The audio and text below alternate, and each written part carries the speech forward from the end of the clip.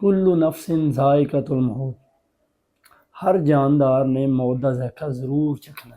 ਸਾਡਾ ਇਹ ਈਮਾਨ ਹੈ ਕਿ ਅਸਾਂ ਇੱਕ ਦਿਨ ਇਸ ਫਾਨੀ ਦੁਨੀਆ ਤੋਂ ਜਾਣਾ ਹੀ ਜਾਣਾ, ਰੁਖਸਤ ਹੋਣਾ ਹੀ ਹੋਣਾ। ਸਕਰੀਨ ਦੇ ਉੱਤੇ ਜਿਹੜੀ ਤੁਸੀਂ ਇਹ ਵੀਡੀਓ ਦੇਖ ਰਹੇ ਹੋ, ਇਹ ਅੱਜ ਕੱਲ੍ਹ ਬਹੁਤ ਵਾਇਰਲ ਹੈ ਔਰ ਇਹਦੀ ਰੀਜ਼ਨ ਇਹ ਵੇ ਕਿ ਇੱਕ ਲੈਕਚਰਾਰ ਨੇ ਲਾਹੌਰ ਕਿਸੇ ਇਦਾਰੇ 'ਚ ਪੜ੍ਹਾ ਰਹੇ ਸਨ, ਲੈਕਚਰ ਦੇ ਰਹੇ ਸਨ ਅਤੇ ਲੈਕਚਰ ਦੇ ਦੌਰਾਨ ਹੀ ਇਹਨਾਂ ਦੀ ਹਾਰਟ ਅਟੈਕ ਦੀ ਵਜ੍ਹਾ ਤੋਂ ਡੈਥ ਹੋ ਗਈ। ਔਰ ਮੈਂ ਸਮਝਦਾ ਕਿ ਬੇਸ਼ੁਮਾਰ ਪਾਕਿਸਤਾਨ ਦੇ ਵਿੱਚ ਤੇ ਕਾਮਨ ਰੇਸ਼ੋ ਹੈ ਹਾਰਟ ਅਟੈਕ। ਲਾਸਟ ਟਾਈਮ ਮੇਰੀ ਵੀਡੀਓ ਦੇ ਵਿੱਚ ਵੀ ਮੈਂ ਹੈਲਥ ਨੂੰ ਹੀ ਪ੍ਰਮੋਟ ਕਰ ਰਿਹਾ ਸਾਂ ਔਰ ਇਹੋ ਹੀ ਅਗਾਹੀ ਦੇ ਰਹੇ ਸਾਂ ਸੀ ਕਿ ਪਾਕਿਸਤਾਨ ਦੇ ਵਿੱਚ ਸਟ੍ਰੈਸ, ਐਂਗਜ਼ਾਇਟੀ ਤੇ ਹਾਰਟ ਦੇ ਬਹੁਤ ਜ਼ਿਆਦਾ ਪੇਸ਼ੈਂਟ ਹੋ ਗਏ ਨੇ ਜਿਹੜੇ ਯੰਗ ਯੂਥ ਵਿੱਚ ਨੇ। ਦੇਖੋ ਇਹ ਤੇ ਵੀਡੀਓ ਇੱਕ ਜਿਹੜੀ ਸਾਹਮਣੇ ਆ ਚੁੱਕੀ ਹੈ।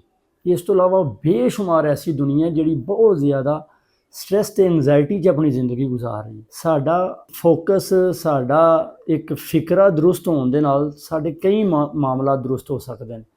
ਬੇਸ਼ੁਮਾਰ ਐਸੀ ਦੁਨੀਆ ਜਿਹੜੀ ਸਿਰਫ ਇਹ ਦੇਖ ਰਹੀ ਹੈ ਅਸੀਂ ਬੜੀ ਟੈਨਸ਼ਨ ਵਿੱਚ ਕੰਮ ਕਰਨੇ ਆ, ਹਾਲਾਂਕਿ ਉਹਨਾਂ ਨੂੰ ਫਿਕਰਾ ਦਰੁਸਤ ਕਰਨਾ ਚਾਹੀਦਾ ਕਿ ਅਸੀਂ ਫੋਕਸ ਕਰਕੇ ਕੰਮ ਕਰਨਾ ਹੈ। ਸਟ੍ਰੈਸ ਤੇ ਐਂਗਜ਼ਾਇਟੀ 'ਚ ਕੰਮ ਨਹੀਂ ਹੁੰਦਾ, ਟੈਨਸ਼ਨ ਨਾਲ ਕੰਮ ਨਹੀਂ ਹੁੰਦਾ, ਫੋਕਸ ਕਰਨ ਨਾਲ ਕੰਮ ਹੁੰਦਾ। ਬੇਸ਼ੁਮਾਰ ਐਸੀ ਜਿਹੜੀਆਂ ਕਿ ਵੀਡੀਓ ਤੋਂ ਹਟ ਕੇ ਨੇ ਲੋਕ ਨੇ ਜਿਹੜੇ ਕਿ ਬਹੁਤ ਜ਼ਿਆਦਾ ਆਪਣੀ ਲਾਈਫ ਦੇ ਵਿੱਚ ਸਟ੍ਰੈਸ ਤੇ ਐਂਗਜ਼ਾਇਟੀ ਦਾ ਸ਼ਿਕਾਰ ਹੋ ਚੁੱਕੇ ਨੇ। ਸਟ੍ਰੈਸ ਤੇ ਐਂਗਜ਼ਾਇਟੀ ਸਭ ਤੋਂ ਜ਼ਿਆਦਾ ਹਾਰਟ ਨੂੰ ਪ੍ਰੋਬਲਮ ਦਿੰਦੀ ਹੈ, ਤੁਹਾਡੇ ਨੂੰ ਹਾਰਟ ਫੇਲ ਹੋਣ ਦੇ ਚਾਂਸ ਹੁੰਦੇ ਨੇ।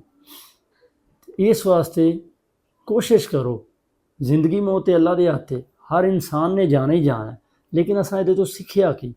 ਕੋਸ਼ਿਸ਼ ਕਰੋ ਕਿ ਆਪਣੇ ਪਿਆਰਿਆਂ ਨੂੰ ਜ਼ਿਆਦਾ ਤੋਂ ਜ਼ਿਆਦਾ ਵਕਤ ਦਿਓ। ਆਰਟੀਫਿਸ਼ਲ ਦੁਨੀਆ, ਮੋਬਾਈਲ ਦੀ ਦੁਨੀਆ, ਇਹਦੇ ਤੋਂ ਜਿੰਨਾ ਵੀ ਦੂਰ ਹੋ ਸਕਦਾ ਹੈ ਹੈਲਦੀ ਲਾਈਫ ਗੁਜ਼ਾਰੋ, ਨੇਚਰ ਦੇ ਕਰੀਬ ਆਓ, ਇੱਕ ਦੂਸਰੇ ਨੂੰ ਟਾਈਮ ਦਿਓ, ਇੱਕ ਦੂਸਰੇ ਦਾ ਹਾਲ ਚਾਲ ਪੁੱਛੋ, ਉਹਦਾ ਦੁੱਖ ਦਰਦ ਦੇ ਸ਼ਰੀਕ ਹੋ।